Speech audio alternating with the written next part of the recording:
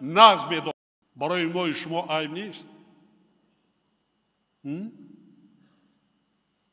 نه ای که مردها، زنهای تاجیک، بانوان تاجیک در مهاجرت هستند هزارها هزار. ما ننگ و ناموس داریم؟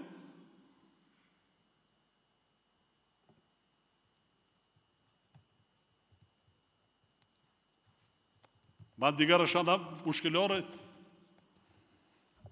صدها نفر از حساب مهاجرات، صدها زیادتر اصلا ما جسد بیاریم از دیگر جا.